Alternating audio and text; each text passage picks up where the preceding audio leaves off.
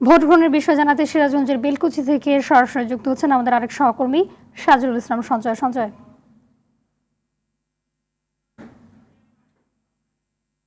জানাবেন যে ভোট গ্রহণের বিষয়ে সবশেষ কি তথ্য রয়েছে? হাবিবা, আপনি যেমনটি বলছিলেন, ষষ্ঠ উপজেলা পরিষদ নির্বাচনের প্রথম দফায় আজকে কিন্তু সিরাজগঞ্জের তিনটি উপজেলা, সিরাজগঞ্জ সদর, কাজীপুর এবং বেলকুচি উপজেলা পরিষদের নির্বাচন অনুষ্ঠিত হচ্ছে। এই তিনটি উপজেলাতে কিন্তু ইভিএম এর মাধ্যমে প্রথমবারের মতো ভোট গ্রহণ করা হচ্ছে। আমি এই মুহূর্তে রয়েছি সিরাজগঞ্জের বেলকুচি উপজেলার একটি ভোট কেন্দ্রে। আপনাদেরকে যদি আমি একটু দেখাতে চাই, এই নির্বাচনী কেন্দ্রটিতে কিন্তু সকাল থেকেই আসলে ভোটার উপস্থিতি রয়েছে, বলা চলে মোটামুটি ভোটার উপস্থিতি রয়েছে। আর 1, 2, 3 ঢাকায় জমি জিতে নিন 100% ক্যাশব্যাক সহ 20 কোটি টাকার পুরস্কার। এই উপজেলাটির সিরাজগঞ্জ যে তিনটি উপজেলায় নির্বাচন হচ্ছে, তিনটি উপজেলার মোট ভোটার সংখ্যা 9,78,272 জন।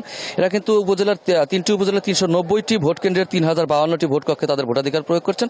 আর এই মুহূর্তে আমি যে উপজেলাটিতে রয়েছি, বেলকুচি উপজেলা, এই উপজেলাটিতে কিন্তু মোট ভোটার রয়েছে 2,87,452 জন। এরা কিন্তু উপজেলাটির 97টি ভোট কেন্দ্রের 884টি কেন্দ্রে ভোট প্রদান করছেন এবং এই উপজেলাটিতে চেয়ারম্যান পদে 3 জন, ভাইস চেয়ারম্যান পদে 3 জন এবং মহিলা ভাইস চেয়ারম্যান পদে 2 জন প্রার্থী প্রতিদ্বন্দ্বিতা করছে। তো সকাল থেকে আমরা বিভিন্ন ভোট কেন্দ্রে ঘুরে যেমনটি দেখেছি এবং প্রার্থীদের সাথে কথা বলে যেমনটি আমরা জানতে পেরেছি, এই মুহূর্ত পর্যন্ত কিন্তু আসলে বলা চলে যে অনেকটা সুষ্ঠু এবং অবাধ নিরপেক্ষভাবে ভোট গ্রহণ চলছে। এ মুহূর্ত পর্যন্ত কিন্তু কোনো অভিযোগ আমরা কোনো প্রার্থীর পক্ষ থেকে পাইনি। তো এই ছিল সিরাজগঞ্জের বেলকুচি থেকে উপজেলা পরিষদ নির্বাচনের সবশেষ খবর। হাবিবা, ধন্যবাদ আপনাকে।